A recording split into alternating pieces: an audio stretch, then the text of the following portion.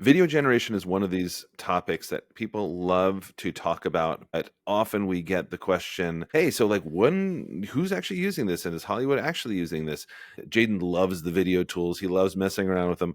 But I was also looking at this story from Netflix, which is now using AI tools, which I don't know how this is going to split the Hollywood community, but it looks like they're starting to use Runway, which is unbelievable. And they used it to sort of like produce some of these visual effects in one of these like Argentinian sci-fi series or something like that. So like that was unbelievable. Guys, you have to keep up with the news, like just at least sort of like understand. And that starts with understanding how AI works. Get fluent in all this, but most importantly, if you're interested in video stuff, this stuff is happening fast. Jaeden, you love this stuff. Talk to me. What are you seeing in this? Okay, well, you brought up a really good point. First of all, I think this is amazing. There's so much happening in video. But if you do want to be really up to date on all the latest things happening in AI and how to actually apply it to your organization beyond just like the headlines, the clicks, and the hype, you need to check out Connor's AI mindset course. This is something that basically builds a whole bunch of frameworks on how to use AI and implement it for not just yourself, but your organization. Connor, I recently saw you had a massive insurance company in New York with like 12,000 people all sign up to take this. And it's because they see the value that shifting your mindset around this actually brings to an organization. It really helps. It helps them grow and helps a huge amount of people learn. So if you're interested or your organization is interested, there's a link in the description to reach out to Connor. But one of the best things to help shift your mindset. Okay, what I wanted to talk about next with Netflix and I think just video in general, right? Because we're seeing all of these tools. Google has VO3, which came out, which is really fantastic. There's so many new use cases. We're going to be seeing more and more of this. It's kind of interesting, like you mentioned. I feel like there was a lot of drama around it. Basically, people saying like, oh, no, AI is going to replace all of these jobs, yada, yada. But at the end of the day, I think whether it's video, text, or audio, or image, it's just another tool. It's going to happen. There's really nothing we can do about it. So I think arguing about whether it's good or bad and all that kind of stuff isn't super productive. It's going to happen. And so how do we leverage this? How do we actually apply this and use this as a tool? Netflix, of course, is one of the big headlines here. And I think it's really interesting. We also have another story we'll talk about in a second where Samsung made a big investment into a company working on some stuff in video. But basically, yeah, Netflix was using AI to do VFX. And if you think about it, basically from the quotes that I read on this story, is the person kind of leading this said, look, we could spend, thousands and thousands of dollars to go get a real building and blow it up or something like that. Or we could just like have that done by AI where it's kind of like off in the distance, a building explodes. You kind of see it with AI. It's pretty decent at generating something like that. You move on to the next clip, you save, $50,000 or $100,000 on that scene in that second, and you put way more money into the rest of the budget for the film. So the thing that I thought was kind of interesting is I think people focus on like who's going to be losing out or whatever. But what they were saying was it's cool because the films that have lower budgets that don't have this like huge blockbuster Marvel level budget are able to make really impressive films and are able to be so much more creative. So for me, I'm actually very excited. And I feel like it really spurs a lot of creativity in movie making. All of a sudden, the things you could never afford to do.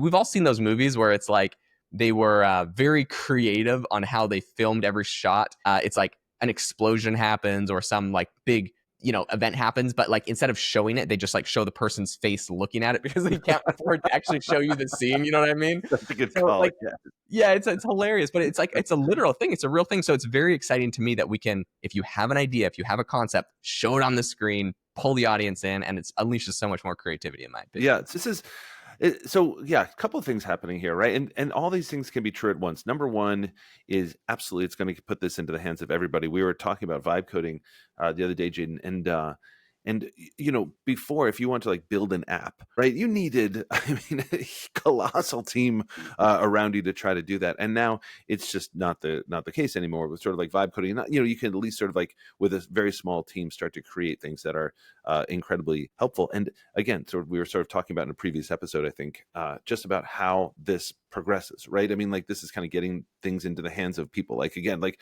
not to sort of like take this so far back. I was mentioning this before, but like you used to have to like have typesetters that would sort of like do this if you want to kind of like print something. And now anybody can literally print something, print it out, and create a million copies of it.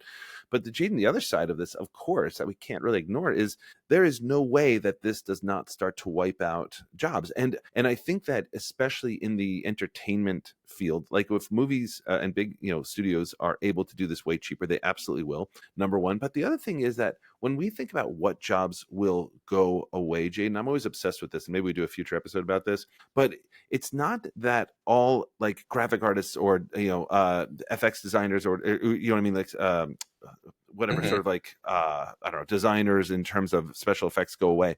It's not that. It's that you just need much fewer of them. And so in the same way Yeah. that, again, every technology has just required fewer and fewer people to manage that technology, in this case you still need people. So I love this when people are like, oh, everybody's going to be a Hollywood director. It's wildly off base, because anybody, like, I have the same tools that, again, my colleague Robert has, but he's creating like these unbelievable images, unbelievable videos, all this sort of stuff. Like in our course that you very kindly mentioned before, like Robert creates like all of that stuff. Robert has them, right? But I know that this stuff should be created. I can't do it because what he is he's sort of like, by background, a million different things, but a graphic artist as one of these things. And these people have the vision, but you only need one or two people with the vision, and then your AI is going to create the rest. So I don't think it's going to turn everybody into a Hollywood director any more than giving everybody a calculator is going to allow everybody to work at NASA. But I do think that you're just going to like need fewer and fewer people. So I'm thinking that Hollywood studios of the future, and I don't know how many people they are now, but it's going to collapse by 50 times or something like that, right? And what does that do, right? Because a lot of people hearing that will say, and this is, I bring this up because it's the same with every industry. Video is not unique in this, Right. but like, what does that do? You say like, let's say you have 1,000 people in your studio and you go down to 200 and 50 or even 150, right? Like, let's say that happens. People are like, oh my gosh, that's insane job loss. I've heard this kind of AI alarmism from a lot of people where they're like, there's going to be mass job loss and layoffs. And I think in reality, what happens is if the studio can run with less people, we're just going to have 10 times more studios, 10 times more content, or maybe 10 Mhm. times more creative content. People can spend longer pursuing a vision that they might not have been able to go. They could go broader, deep. So I think that, the thing where there's going to be less people at the end of the day, absolutely not. Like these people are going to be able to do more with less. So there's just going to be more done, which I think is, again, exciting, more creativity. Your favorite shows will have more to them, more bandwidth. And so overall, I think it's going to be a net positive Actually, for Jaden, what. can I go down that rabbit hole with you for one Sure. second? Because actually, that's making me think too. Like, I wish I could sort of like go back in time to before, like, TikTok or YouTube or something like that, or Twitch or something, and Yep. sort of tell people like, no, we're going to have this thing, but guess what the biggest content creation is going to be? It's not going to be the multi-million dollar studios. It's not going to be the TV shows that come up on 8 o'clock, 8 p.m. on Thursday night on NBC, where you're paying every actor $1 million. You know what it's going to be? It's going to be some clown in Wyoming who like films him and his alpaca. What, you know what I mean? Like something Yeah, like yeah, that, yeah. right? And that is, I mean, when you think about the sheer number of views, all these things on TikTok, social media, like sort of short form social media and YouTube and everything else, these are not high budget things, right? I Yeah. mean, these are things. So when what we're learning, and especially Twitch, who saw Twitch? I mean, I think of the right thing. Yeah. I mean, like, or you're watching people play video games. I don't know. Yeah, Like yeah. Jay and I sort of like, I have a few years on you, but I remember sort of like going to the arcade and like literally, and I know that there's folks out there who are vibing with me right now, watching other people play video games.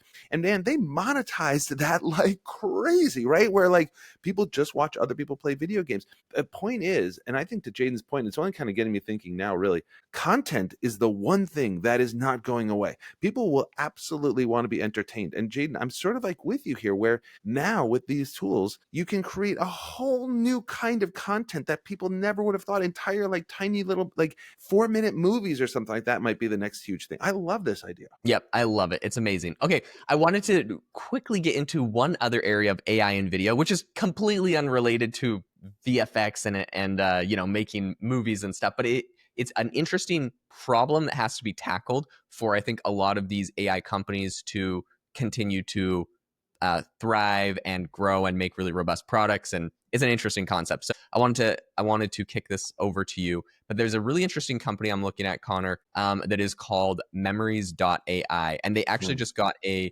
big investment from Samsung, who's backing them. But basically, what they do is they analyze thousands of hours of footage. Now, you can imagine this could be really valuable for data labeling Yep. AI tools. But there's a couple interesting use cases that I was reading about. One of them being security companies. If you have, let's say you have like a security system, or you have like, you have 100 different self-storage centers all around America, or 100 different Lowe's hardwares. You have all these security cameras, and you want to be able to monitor them for incidents. you can run it through one of these softwares and look through tons and tons of data. Now, another interesting one that I think a lot of people might be using is, imagine being able to put your entire catalog. And I don't know where everyone is on this. I'm just thinking of myself growing up. My dad always had like this huge hard drive computer with like every family video and photo we'd ever taken on Hmm. there. And like once a year, he would make my sister go through and make like a photo album book, and it took her all this time to look through. But like, imagine if you took, so probably now it's more like your iCloud, back in your Right. iCloud photos Right. up to it. But imagine taking all of your videos and photos, your family photos you've ever taken, putting them on there, and then querying them for, maybe it's your mom and dad's a big anniversary or something, and so you can search for their name and photos of them all growing up, and you could like sort through all of the videos beyond just the photos, but all the Yeah. Yeah. videos of Yeah. these Yeah. people. Such a cool technology. I'm excited to use anytime it's like this mass amount of data that humans can't do, and now we're using the AI to do it. I'm always excited. No, but if you think about it, we've created a problem that we haven't been able to solve yet, which is like if you It's go on my true. phone, I have like 20,000 photos, and that's the problem with like digital photos. Right? How many, like if you were taking a selfie, you take like six, right? It's just like way too much data. So like, what do you ever do with it? All that kind of stuff. If there's really a tool, Jaden, that really would do, I feel like now I'm a commercial, Jaden. If there's really a tool that does it, like, but I don't care what this product is.